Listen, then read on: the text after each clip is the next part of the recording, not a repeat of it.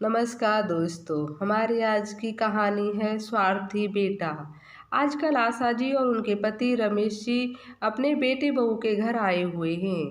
आशा जी का बेटा तिलक अपने ऑफिस के काम में इतना व्यस्त रहता है कि अपने माँ बाप से बात करने का वह समय नहीं निकाल पाता।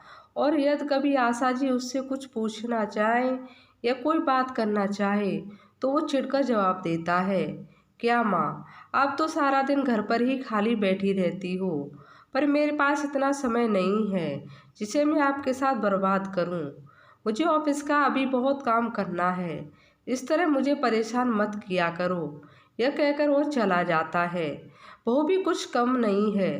दरअसल तिलक के मन में उनके माता पिता के खिलाफ उल्टी सीधी बातें करके बहू ने ही जहर भर दिया था। आशा जी अपने बेटे बहू के इस व्यवहार से बहुत दुखी रहती, लेकिन अपनी किस्मत समझकर मन पसोस कर रह जाती।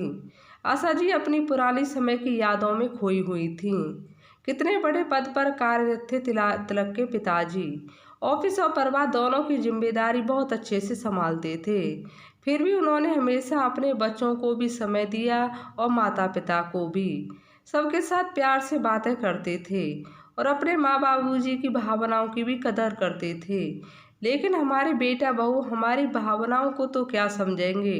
सीधी मुंह बात भी नहीं की जाती उनसे। रसोई घर का सारा काम आशा जी ही करती थीं, लेकिन फिर भी उनकी बहू हमेशा यही जताती थी कि घर का सारा काम वही करती है। कई बार आशा जी अपनी बहू को फोन पर अपनी माँ से बात करते हुए सुना था, और वह हमेशा यही कहते हुए ही मिलती थी कि एक तो बच्चे की पढ़ाई है, ऊपर से घर का इतना सारा काम, और तीसरा मेरे सास ससुर मेरे सर पर आकर बैठ गए हैं। इतना भी नहीं समझते कि बेचारी अकेली जान क्या क्या करेगी। बच्चों की परीक्षा के समय भी वो अपने पति से हमेशा कहती कि अपने माँ बाप को उनके घर छोड़ आओ। अगर मेरे बच्चे की परीक्षा अच्छी नहीं गई तो मुझसे बुरा कोई नहीं होगा। आशा जी सब जानती थी, लेकिन अपने पति की तबीयत देखते हुए अपने मुंह पर ताला लगाए हुए थीं। यूँ तो आशा जी हर काम में उनकी मदद करती थीं, लेकिन फिर भी बहू को उन्हें घर से निकलवाने का कोई न कोई बहाना चाहिए था। दरअसल आशा जी अपने पति के इलाज के लिए बहू बेटे के घर शहर में आकर रह रही थीं, क्योंकि गांव से रोज रोज उनका इतनी दूर आना तो संभव नहीं था। आशा जी को घुटनों में भी काफ़ी तकलीफ रहती थी, लेकिन इतना सब कुछ होने के बावजूद भी वो कभी शिकायत नहीं करती थीं। कभी कभी ज़्यादा उदास हो जाती थी तो उनका पोते के साथ खेलने को मन करता, लेकिन इस समय बहू चिल्लाकर बोलती, आपकी हिम्मत कैसे हुई मेरे बेटे को हाथ लगाने की? चुपचाप अपने कमरे में ही पड़ी रहो। आशा जी को अब अपना जीवन बोझ सा लगने लगा था। सोचने लगी कि मेरे पति क्या बीमार पड़े, मेरे साथ दो शब्द प्यार से बोलने वाला भी कोई नहीं है। आशा जी के पति का 10 दिन के बाद ऑपरेशन होना था, और आशा जी के घुटनों में इतना ज़्यादा दर्द था कि वो चल भी ठीक से नहीं पा रही थीं। आज रविवार था, सो बेटा भी घर पर ही था, इसलिए आशा जी ने बेटे को कहा कि मुझे हॉस्पिटल तक छोड़ दो, तेरे पिताजी की रिपोर्ट दिखानी है। लेकिन बेटे ने साफ इनकार कर दिया। क्या माँ, एक संडे की ही तो छुट्टी मिलती है, उसमें भी तुम परेशान करने लग जाती हो। रिक्शा करके चले जाओ। यह बोलते हुए तिलक अपने कमरे में वापस चला गया और जाकर लेट गया।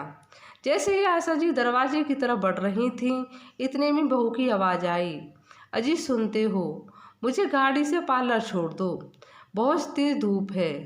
ठीक है, तुम तैयार हो जाओ, अंदर से आवाज़ आई। यह देखकर आशा जी भरी आंखें लिए बाहर निकल गईं और रिक्शा ढूंढने लगीं। लंगड़ा लंगड़ा कर चल रही थीं तो पीछे से एक रिक्शा वाला आकर रुका और बोला, माँ के लगता आपकी टांगों में तकलीफ है, चलिए मैं आपको छोड़ देता हूँ। आशा जी उसका धन्यवाद करते हुए रिक्शे में बैठ गईं और मन ही मन उसे दुआएं देने लगीं। अस्पताल पहुंचकर जब उसे पैसे देने चाहे तो रिक्शा वाला बोला, माँ जी इतनी धूप में आप पैदल दोबारा कैसे जाएंगे, आप होकर आइए, मैं आपके लिए ही खड़ा हूँ, आपको वापस भी छोड़ दूँगा।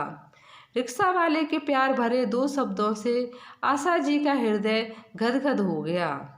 जब तक आशा जी के पति ठीक ठाक थे तब तक मजाल है कोई उनके ऊपर उंगली भी उठा ले, परंतु जब से उनका एक्सीडेंट हुआ है तब से बेचारे एकदम लाचार और बेबस हो गए हैं। इन 2 महीनों में ही ना जाने कितनी बार आशा जी ने अपने बेटे बहू से खरी खोटी सुन ली। हालांकि इलाज तो रमेश जी के रिटायरमेंट के पैसों से चल रहा था, लेकिन फिर भी उन पर एहसान जताया जा रहा था।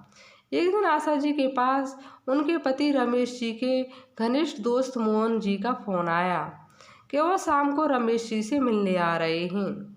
आशा जी बहुत खुश हुई कि चलो तिलक के पापा का भी थोड़ा सा दिल बहल जाएगा। तिलक को बोली, तुम्हारे पापा के मित्र आ रहे हैं तो थोड़ा नाश्ते का इंतजाम करना है, जो भी खर्चा होगा अपने पापा के पैसे से काट लेना। उनका नाम सुनते ही रमेश जी के दिल में एक नई ऊर्जा सी दौड़ गई, लेकिन बहू ने कुछ भी बनाने से साफ इनकार कर दिया। आशा जी ने जैसे जैसे लंगड़ाते हुए सब काम किया। शाम को जब उनके दोस्त मिलने आए तो रमेश जी बहुत खुश हुए। वो अपनी पत्नी आशा जी और बहू से उन्हें मिलवाने लगे। तिलक से मिलकर उनके दोस्त बोले, पर खुददार, आज तुम जो भी हो अपने माता पिता की वजह से हो। तुम्हारी माता जी ने तो तुम्हारी परवरिश में कोई कमी नहीं छोड़ी, सारा काम संभालते हुए भी उफ तक नहीं की। इतना सब करना आसान नहीं होता।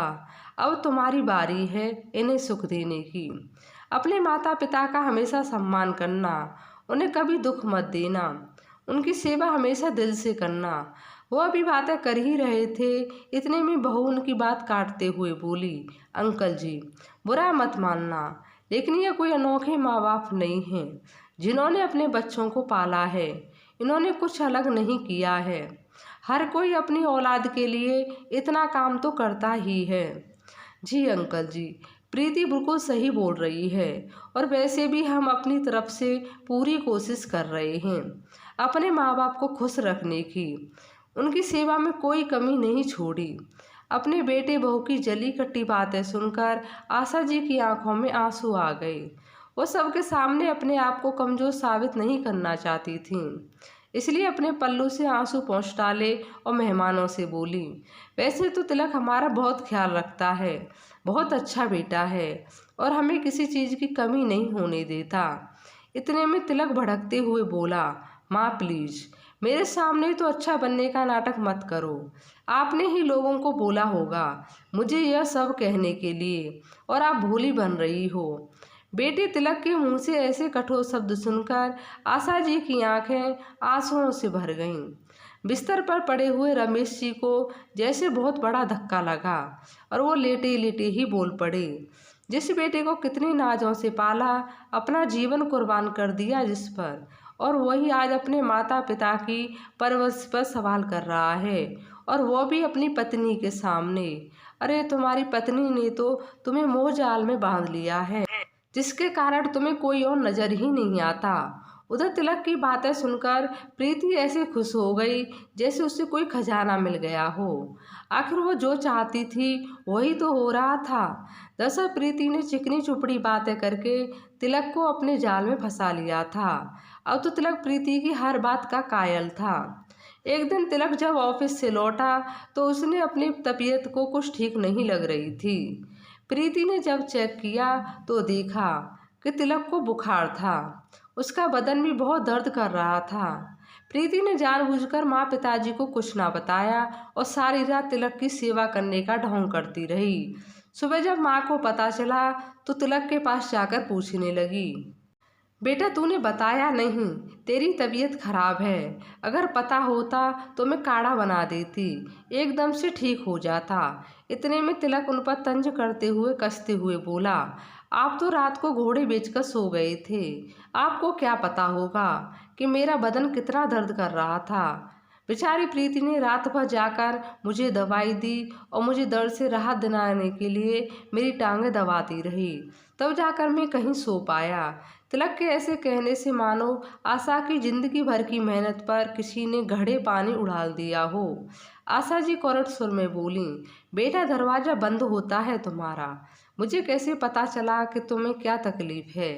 वैसे तुमने सही कहा, तुम्हारी पत्नी ही तुम्हारी सब कुछ है। हमने कभी तुम्हारे लिए कुछ नहीं किया। इतने में रमेश जी बोले, बेटा, मैं तो सारा दिन ऑफिस की जिम्मेदारी में लगा रहता था, लेकिन तुम्हारी माँ ने सारी रात जागकर तुम्हारा ध्यान रखा। तुम्हें सूखी जगह पर सुलाकर खुद गीली पर सो जाती थी, पर कभी उफ तक नहीं करती थी। ऐसी है तुम्हारी माँ। तेरे बड़े होने पर, तेरे एग्जाम के समय पर भी जब तू देर तक जागता था, तेरी माँ ही तेरे साथ जागती थी।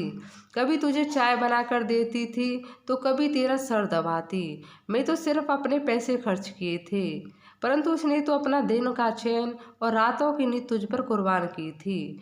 और जब तूने प्रीति के साथ शादी करने की बात की थी तो सभी तेरे खिलाफ थे, लेकिन तेरी माँ हमेशा तेरे साथ खड़ी रही। शादी के बाद भी उसने बहू को अपनी बेटी की तरह ही प्यार किया, लेकिन उसने कभी तेरी माँ को माँ समझा ही नहीं।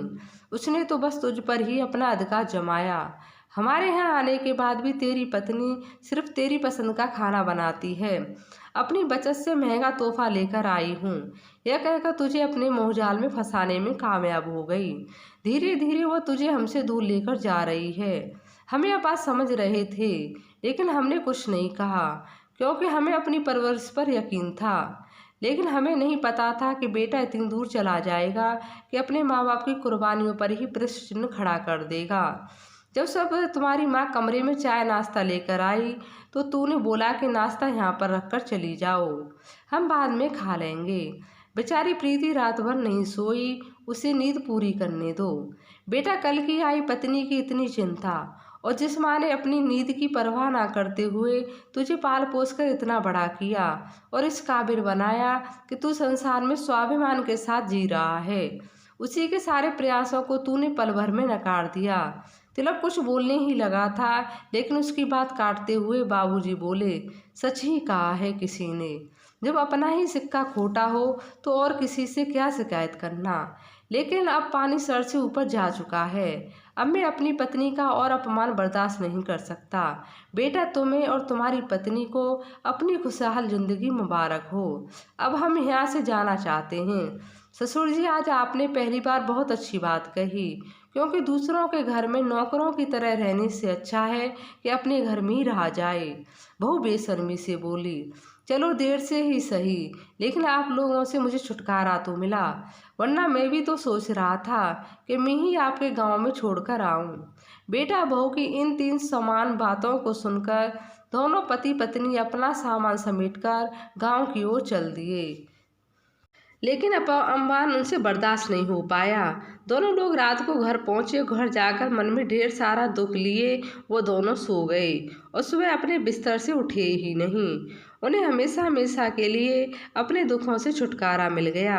जैसे ही बेटे बहू को पता चला, दोनों तुरंत दिखावा करने के लिए भागते आए। सारी क्रियाक्रम के पश्चात तिलक ने घर को बेचने का फैसला कर लिया, ताकि वह शहर जाकर आराम से रह सके। जैसे ही पिताजी के दोस्त ने यह सुना कि उनका मकान बेचा जा रहा है, वो तुरंत घर पर आए और तिलक से बोले, बेटा, तुमसे कुछ जरूरी बात करनी है।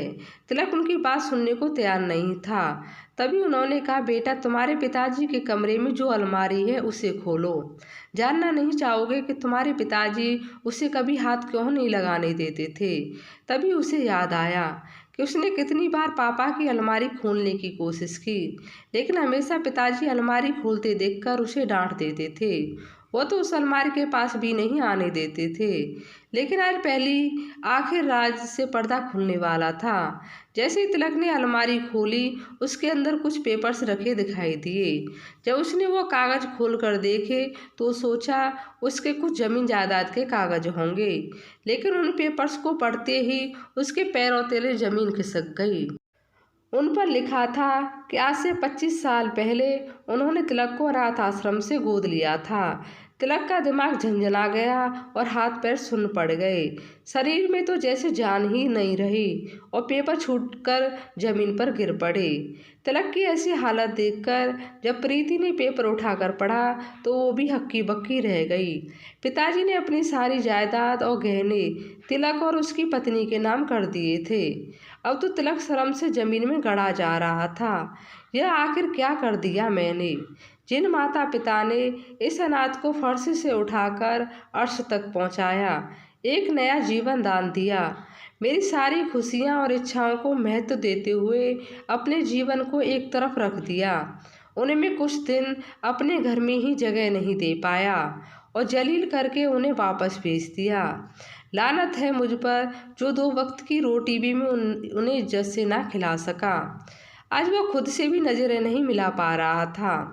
इन सब घटनाओं से हैरान हुई प्रीति थोड़ी देर के लिए तो कुछ बोल ना सकी, लेकिन खुद को संभाला तो तिलक से कहा कि गुनहगार तो मैं हूँ, जो उम्र भर आपकी माँ बाप के खिलाफ आपके मन में जहर खोलती रही। उसकी आंखों में पछतावे के आंसू थे, लेकिन अब किया भी क्या जा सकता था। जब सब लोग चले गए तो वहाँ से उठकर तिलक माँ बाबूजी की तस्वीर के आगे घुटने टेक कर माफ़ी मांगने लगा। माँ बाबूजी, मुझे माफ़ कर दीजिए, हमसे तो घोर पाप हो गया। अपने बेटे होने का तो फर्ज भी नहीं निभा पाया। माँ बाबूजी की तस्वीर के आगे रोते रोते उसकी आंख लग गई।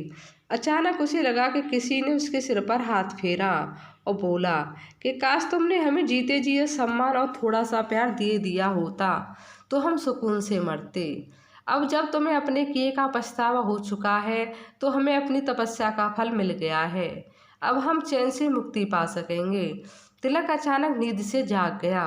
सामने देखा तो कोई नहीं था, लेकिन उसे एहसास हुआ कि वो उसके माता पिता ही थे, क्योंकि उसकी माँ उसे बचपन में ऐसे ही सिर पर हाथ फेरकर आशीर्वाद देती थी।